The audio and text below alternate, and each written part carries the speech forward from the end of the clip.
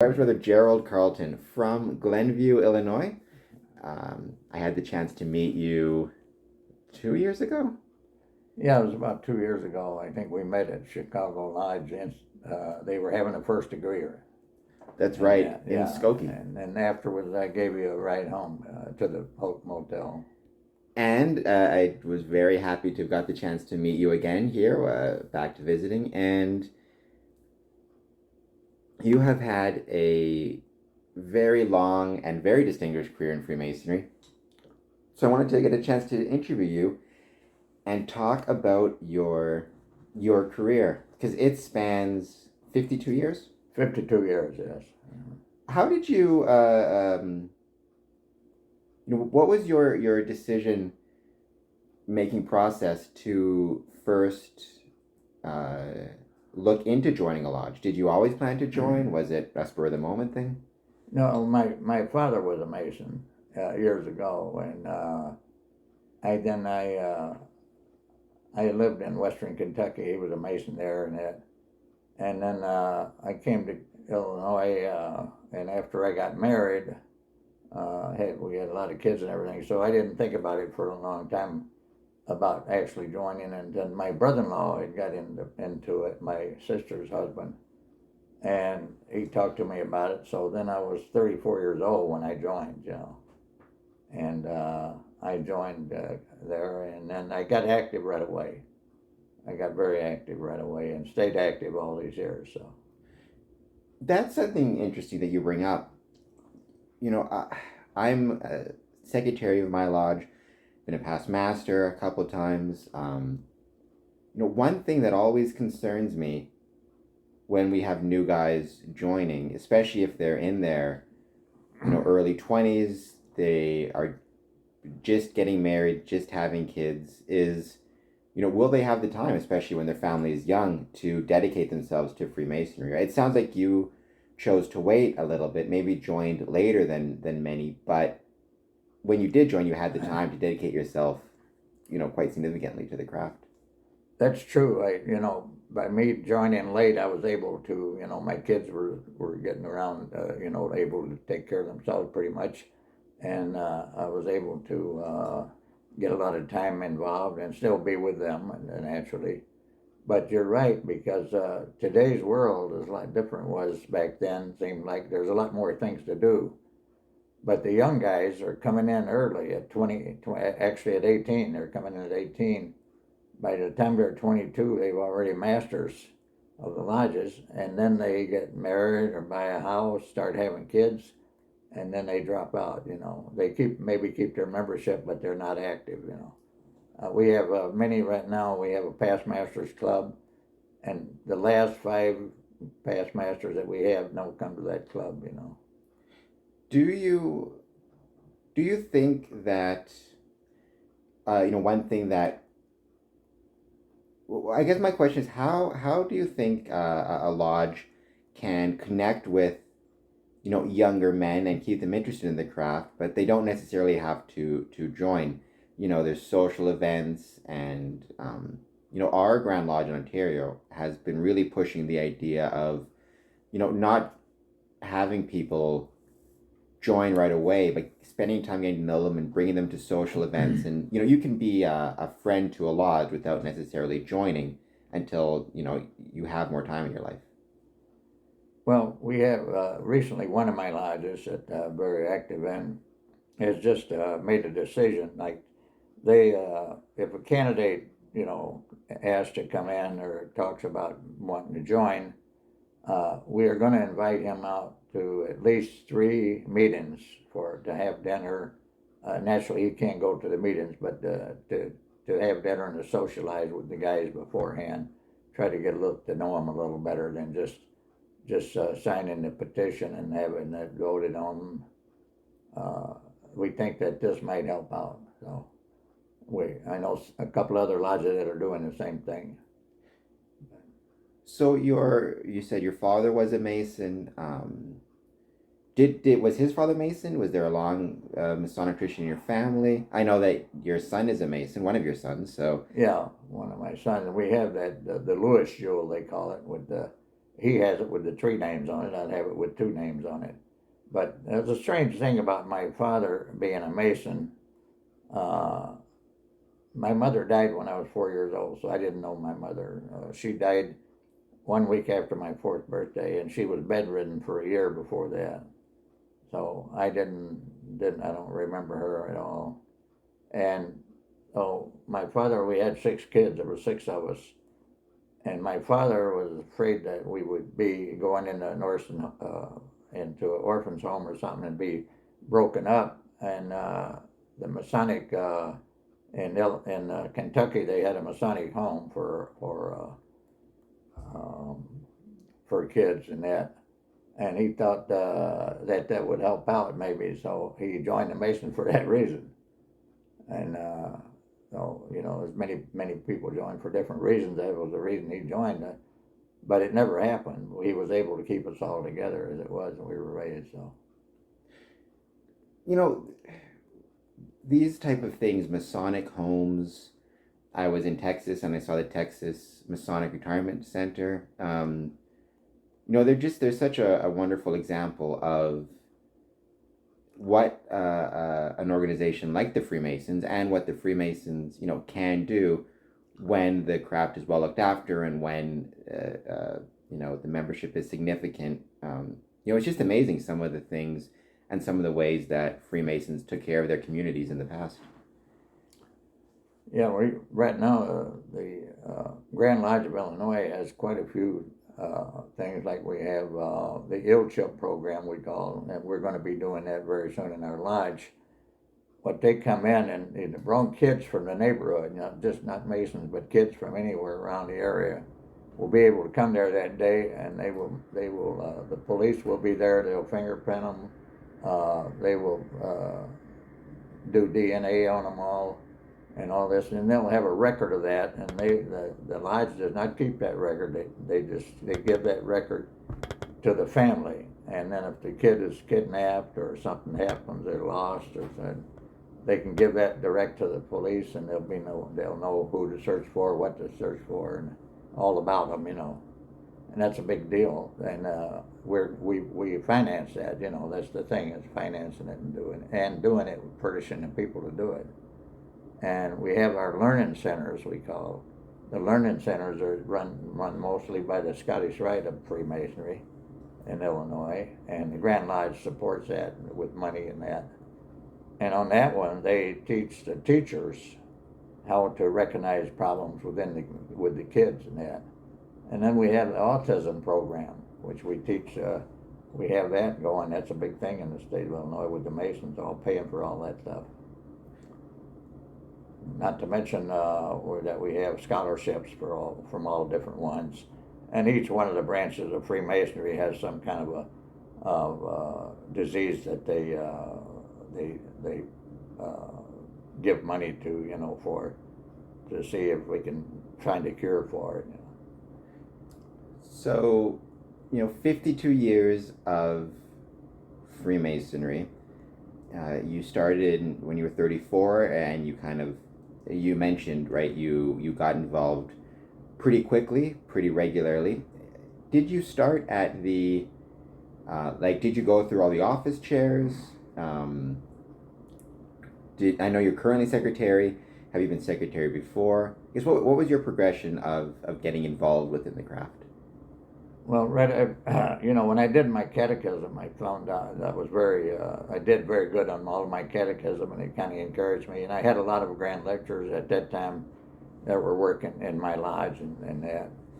And I decided right away, as soon as I was raised, that I wanted to be a grand lecturer. I wanted to be an instructor to pass that on. So I got involved, and then, I made master in 4 years. And then I got my commission as a grand lecturer. Then I went back and I went through all of the chairs more than once, And I also served as master of 2 other lodges. I served as master of my lodge for 3 years, and another lodge for 1 year, and another lodge for 2 years. And I've been, I served almost every year. My 52 years, I've served as a officer in a lodge, you know. And that now I've been I'm secretary at I was secretary of other lodges before, and I took this one on the spur of the moment. Even though it requires a lot of computer work, and at my age, I'm able to handle it. I'm very happy about that. What would you say to newer Masons considering becoming involved in the lodge at an officer level, at a mentoring level, or whatever level, looking at getting into the chairs and getting involved? What advice would you have for them about getting started? Well, I know that one thing is I found out that my own research, nothing professional, but only about 1 out of 10 of our candidates today become active afterwards. Now that doesn't mean that they don't keep their membership; they just don't get active, you know. And if they do get active and they become an officer, I point out to them the big thing that I always, and someone else told me this, and that's what got me said, you got to make your plans and work your plans. Today, our guys make plans. They make a lot of plans, but then they don't work them. And at the end of their term, those plans were not done, and they don't, they really didn't do what they wanted to do.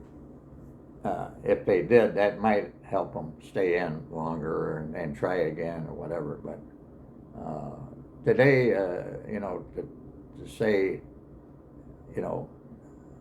what you could do or how you could be get more out of it, it's hard to say because everybody gets a different part out of Masonry. So that's an interesting point, right? And that's been a common theme in these interviews. Everybody will join Freemasonry for different reasons, right? You talked about your father and why he joined, and some people join because of a family connection, some join because they're interested in the history, or they're looking for friends, or a community, or they join because their friends join. How important is it, do you think, like for somebody who's just joining, when they or put an application in, for that investigation process, getting to know the applicant, how important is it for a lodge to talk with the candidate about, or the applicant, about why he wants to join and what he hopes to get from the craft? And do you think that there are times when it's maybe better for an application to be denied if the candidate is perhaps, or applicant is applying for, he's concerned as he might be disappointed when he joins, if he's not joining necessarily for the best reason? Yes, I think that when we interview them, we need to point out what they really think they're going to get out of it. As a saying that one of our past Grand Masters had years ago, he wrote a little charge, and he said, I thought at the time I first read it that it's kind of controversial, but now that I've been thinking about it, I think it's not a bad point to make. And he said, the question is, will Masonry be any good for you, and will you be any good for Masonry?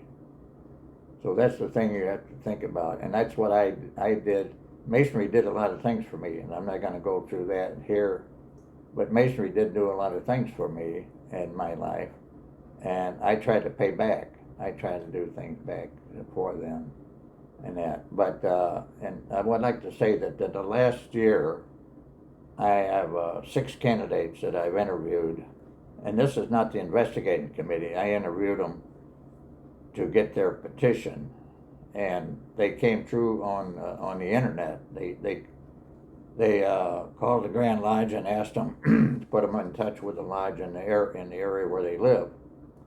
And then I would meet with them, and I spent 1 hour with them, and I took them to the lodge hall and explained to them all about it, Masonry, that without giving away any secrets. I showed them, how Masonry works, what we're doing, and all, the officer list, the cost of what it's going to cost, and the obligations you might need, to attend and stuff like that. And I think that really paid off. All these guys now are coming in and they're all active. So, and I think that was a big part. And like I said, it's not the investigating committee, it's something different. Well, does that just go to show the importance of kind of a lodge working together, right? So not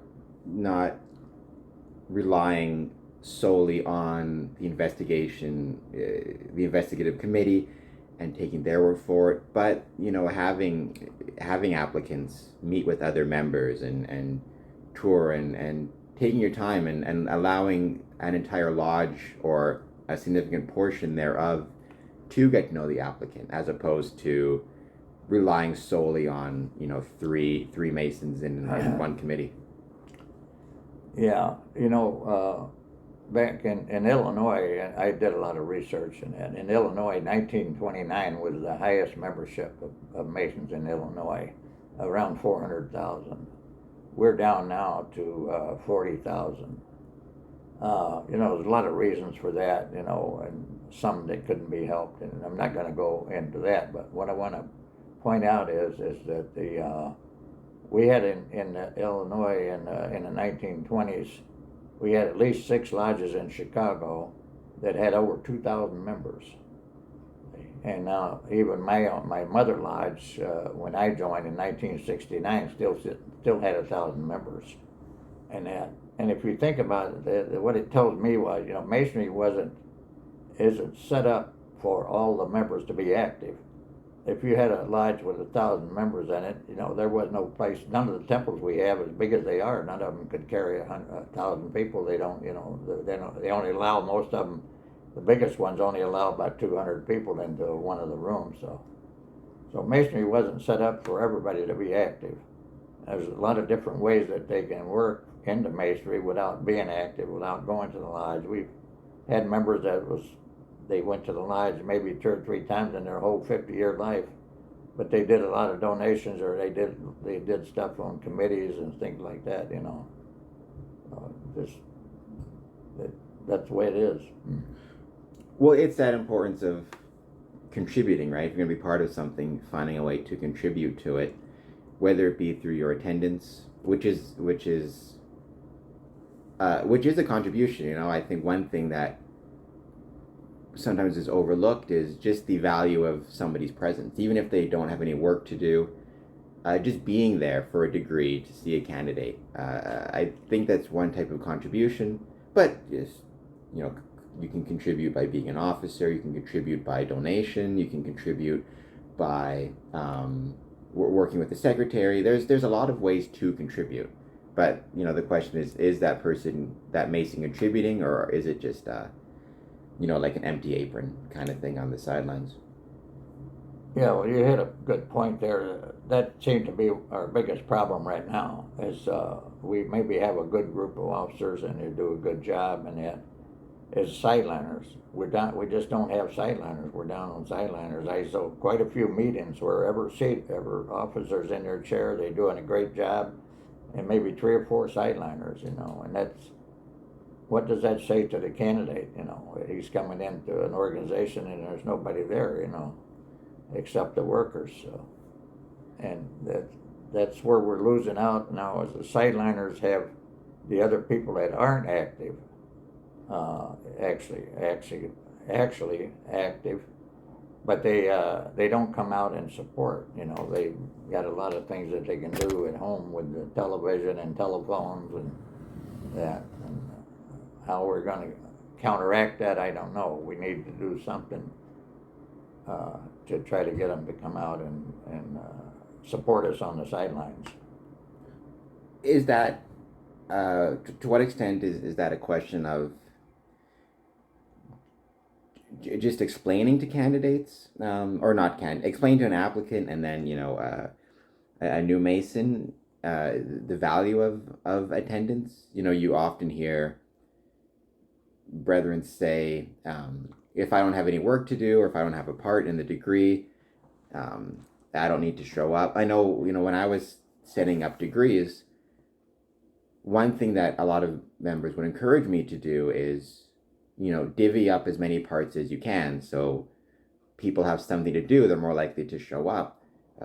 And my concern with that, and my response was, shouldn't they want to show up just to support the candidate, not necessarily because they have to do a piece of work? But is that just an example of the lodge failing to explain and emphasize the value of attendance? Well, we've told our investigating committees, to impress this on the candidates that are coming into our lodge, to impress on them that we expect them to, to attend meetings. We expect them to come out. We don't force anyone to be an officer. We're not going to push anything on anybody that don't want it, but we expect them to support the lodge and come out to the meetings and be there and to help, to support the officers and candidates that are coming in. And whether this is going to work or not, we don't know. We're pushing that very hard right now. Only time will tell, I have, and I speak for myself and not for the Grand Lodge of Canada in the province of Ontario, so nobody can get mad at me. I'm just speaking for my own accord, but I've argued on more than a few occasions for an attendance requirement, which exists in other jurisdictions. The Philippines, for example, a Mason is required to attend 3 meetings per year. Obviously they can attend more, they can attend every meeting, but at a minimum they have to attend 3 meetings per year. I've never understood why that's not seriously considered in North American jurisdictions as an attendance requirement. We, at least in Ontario, and I'm guessing this is the same in Illinois, we require them to pay dues every year, so we require money from them or they risk suspension, but we don't require their attendance, which to me seems backwards. I'd much rather have their attendance than their money, because we can find a way through benevolence, through whatever it is, to make up lost dues. We can't make up a lost presence. If he's not there, he's just not there. Yeah. So I've that's just my own thought. I've never understood why we can't require three meetings per year. Seems like a reasonable number to me, but that's just my opinion. I don't know if you have any thoughts on that yourself, or. Well, I'm sure that opinion has been joined by a lot of other people that I've heard that over the years too. I don't speak for the Grand Lodge of Illinois, but I do know what they teach, and I always support the Grand Lodge and the Grand Master. I've been on a Grand Lodge committee all of my life. I've on different committees and stuff, and every year and I support whoever is making the rules and regulations at the time. But those are some of the things you think about. Like you do. Our Grand Lodge does not have a dress code. But they support a lodge that has one, on that. If some of the lodges, require a jacket and tie, then the Grand Lodge supports that, but as long as they don't force somebody, But, so, and like you say, we very strictly tell them that they have to pay dues. That's part of our obligation, and is to pay dues and that. And they could very easily, I guess, make a rule if they so wanted to. But so let's talk about yourself specifically, because as you alluded to, you have had a very long but a very distinguished Masonic career. You showed me some of your accomplishments over the years. Bit of a celebrity. You've been in the newspaper and also Masonic publications. Just talk about some of your, and I'm sure 52 years, it all flies by, but some of the moments and memories that really stand out for you in your Masonic journey. Either that, honors you received, or even just things you've been to or attended that meant a lot to you. Well, yes, way back in my first really honor that I received was the MSA from the Scottish Rite, and I was director of makeup I was their director for 10 years for the makeup for their degree work and that, and I've been a member of it for 50 years. I've been doing it for 50 years, and so, and but then later on, I got involved in the York Rite, and then the York Rite, I got the OPC, the Order of the Purple Cross, in the York Rite College, and that was conferred upon me in Nashville, Tennessee, and that I liked that. And when I got the 33rd degree, it was conferred on me in the District of Columbia. So those places, going around and traveling and getting the awards in those different places conferred upon you, and that, and I got an award in the Grand Encampment of the Grand Commandery of the United States of America there. That award was given in, I believe, in Springfield, Illinois.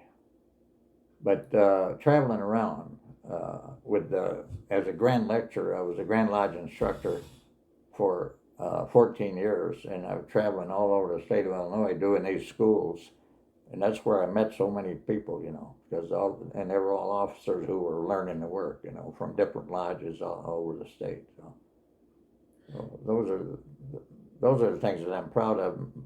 More than the awards, I'm proud of that I taught these kids that are younger guys or older guys either, how to do the floor work and ritual in Illinois Masonry for 47 years. And you mentioned, traveling all throughout the state. How important is it, do you think, for a Freemason to spend time traveling and visiting other lodges? It could be within his district, could be outside of his district, within his state, outside of his state. Mm-hmm. Just taking the time to visit and see other lodges and other Masons. I think that's very important. I try to impress that on the new guys today as visitation. I think visitation is one of the biggest and best things to learn. And during my time, from 1969 on and through to the 90s, because of my visitation to other lodges, I was honored with an honorary membership on 12 different lodges.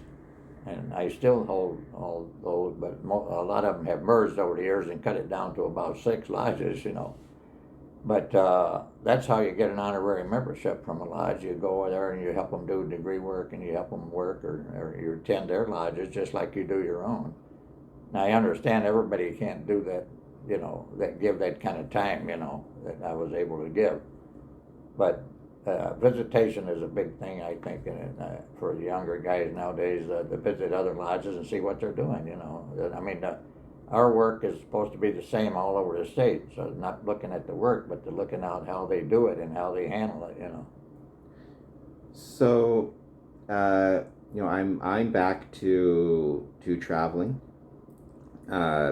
Myself, now that there's a quarantine exemption for fully vaccinated travelers in Canada. I know that we mentioned before that you yourself are fully vaccinated, and talking to people at Glenview Lodge. Just as slowly but surely, Freemasonry returns from any type of stoppages with COVID-19, and public health measures and meetings resume.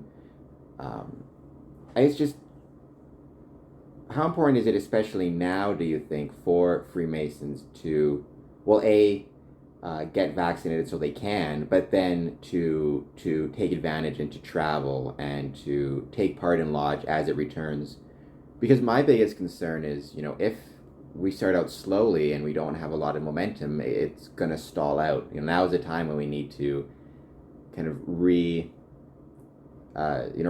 ourselves to the craft, because the last thing you want to do is upon your return have, low attendance. You want to build excitement right at the start.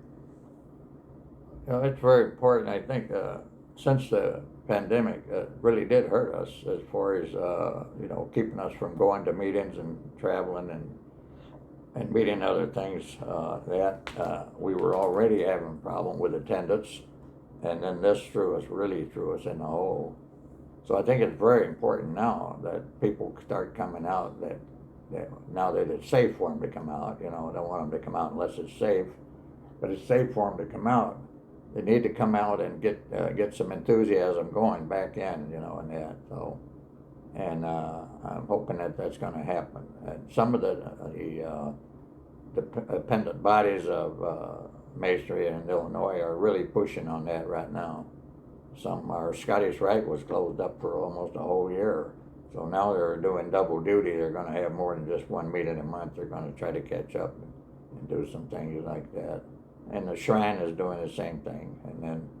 And of course our lodges, most of the lodges have 2 meetings a month, and they're active now because we had a backlog of candidates. We did have people, believe it or not, we did have a lot of petitions coming in. We just couldn't handle them, that's all, because we couldn't vote on them and we couldn't do different things, which are, because of the pandemic, we couldn't meet in person. We've got a large number of, I think most lodges in Ontario is the same, we're getting a lot of applicants and petitions coming through.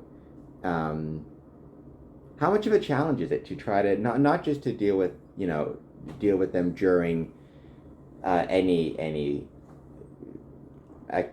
in-person meeting suspensions, but even coming back? I mean, any concern about rust on degree work, having to practice again? I mean, you don't want to just go right back into degrees. I would assume you want to give your guys a chance to practice. And just how much of a challenge is it to try to get back into the flow of Freemasonry?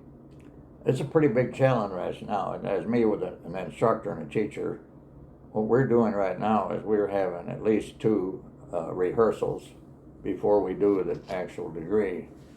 But even setting up the degrees now is a big problem. Here's the way that we got a challenge. Here's the way the challenge is right now. Our lodge meets twice a month, and most of the lodges meet twice a month. The first meeting of the month is a stated meeting, so we don't do any degree work there. So we have one meeting a month where we can do degree work. And let's say we have 5 candidates out there. So 5 candidates means 15 degrees, because we got 3 degrees for each one. So that would be 15 months, and the candidates they won't wait 15 months. You got to get it done. The Grand Lodge, under dispensation, they are allowing now we have a multiple degree where we can do 3 at one time, or a Blue Lightning where we can get a group of people together and that. But the state is about 50-50 in agreements with that. About 50% of the Masons in Illinois don't want that to happen, and about 50 does. But the Grand Masters take it on themselves to allow some of that, and especially right now, to try to get it caught up. But as I said in the beginning, we don't want to do a haphazard job. We want to still do it really good, and there is a way to do it by having an exemplar and still do a good job, And I was at the double first I was at the Glenview Masonic Temple, and it did seem to go very well.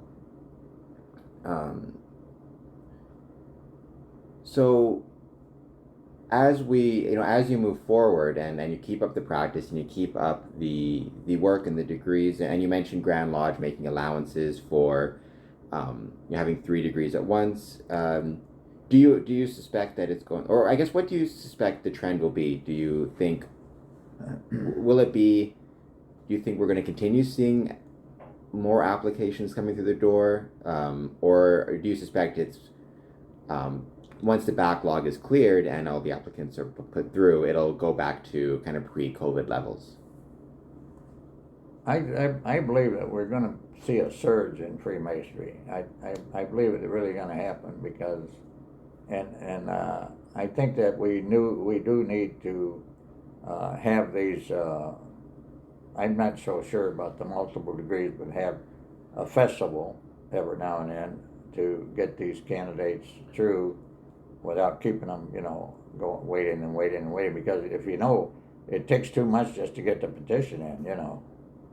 In Illinois, the petition is presented at one stated meeting, and then it has to be approved, and the investigating committee has to come out, and then the second month, then you vote on it, and you can't give the degree that same night you're voting on it, so then you got wait another month. So it takes a candidate time to go through as it is, and I think we're going to have to allow these more of these where you use an exemplar or any other set on the sideline and see it.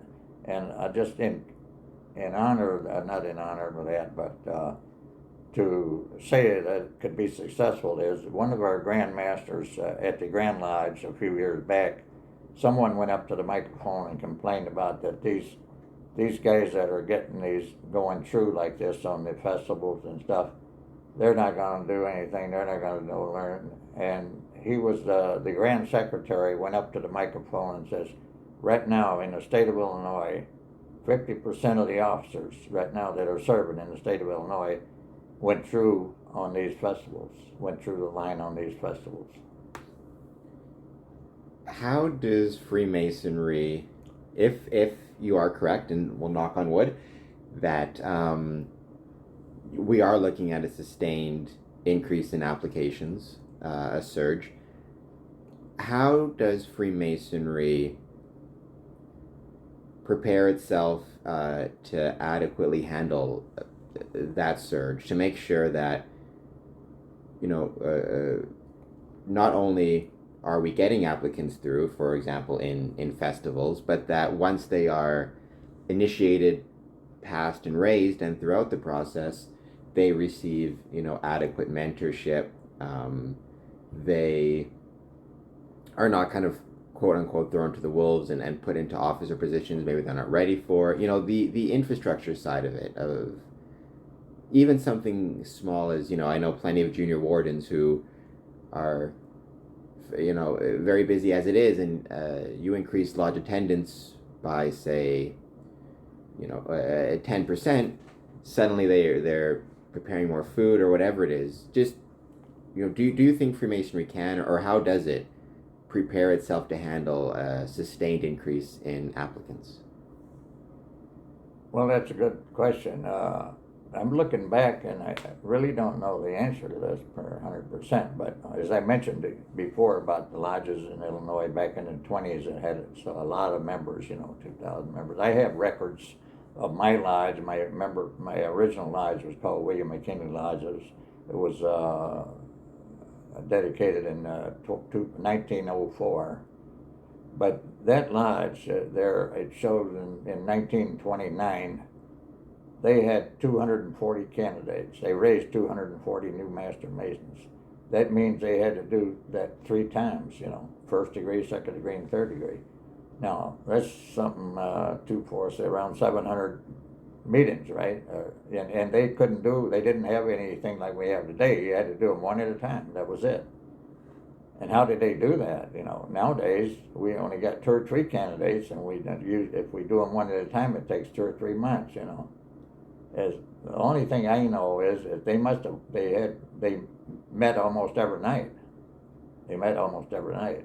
And, well, how do you do that? How many people would go out every night? No, but because they had 2,000 members, they could have a different group going every night, So it wouldn't be any hardship on, one certain group. That's the only way I can figure out that it worked. But there's records of this not only in the Grand Lodge, in Lodge records, but even in the Commandery records, and such amazing of all the things that we used to do back those years, Well, does that go to a lack of imagination in current Freemasons, in that because we've got so used to seeing Freemasonry a certain way that it's hard for Freemasons now to imagine, bringing in 240 candidates over over a year, and even there's a constant debate, it seems like, about membership. And um, one concern that a lot of my guests have raised is that if membership grows too quickly, or grows too much, the Masonic Lodge won't have adequate resources to dedicate to an individual applicant if they're dealing with 10, 20, 30% increase in membership. But my thinking is, just like you brought up, if that shows to me a lack of imagination, because presumably a greater number of applicants means a greater number of resources, both financial, but also just in terms of times and in terms of members that you can rely on. And you can have different groups meeting different nights of the week and having degrees. And just, it just seems so amazing, but not impossible that we could return to a time of 240 degrees in a year if we just have a bit of imagination and put a bit of effort into it. Yeah, I think if you look at, like I said before, the structure of masonry, it covers that in a sense, because if you look back in those lodges back in the 20s, and they had all these members, they had 2,000 members, 1,800 members, 1,200 members, and they built temples then. They built Masonic temples, and none of the temples they built could handle 2,000 people or 1,200 even, Most of them, like it was 140, 150 people. So they didn't expect all of those members to go to and be active in the lodges when they built those temples. So, it's a thing that that's the way masonry, in my opinion, that's the way masonry is structured, not for everyone to be active. I guess about the simplest way to put it. But And, you yourself have certainly not only have you been active, but you are still active. I know you have a few things coming up here in Glenview and throughout the district. What would you say are you most looking forward to moving ahead in the coming years? Are you excited to see the influx in membership and kind of the changes that are on the horizon? I would certainly like to see the membership go up. We're just getting too low for the whole state of Illinois. I believe now it's I said 40,000 a while ago, but I believe it's 38,000 already. And for the last 20 years, we've been taking in about 2,000 members a year, and we lose 5,000. Don't forget, guys like me, I'm 86 years old, but we had a lot of deaths. When I was master, the very first time when I was master in 1973, we had 900 members, and we had a merger of a lot of older lodges that were 100 years old and stuff, and they had an old membership. And I remember it personally because I had 50 funerals during my first year, so we had so many older guys that had been around. Masons seem to live pretty long lives, and we have just recently the average Mason, the average age in Illinois was 66 years old of a Mason. So that shows you that even with the younger guys coming in today, we hadn't made much inroads on that.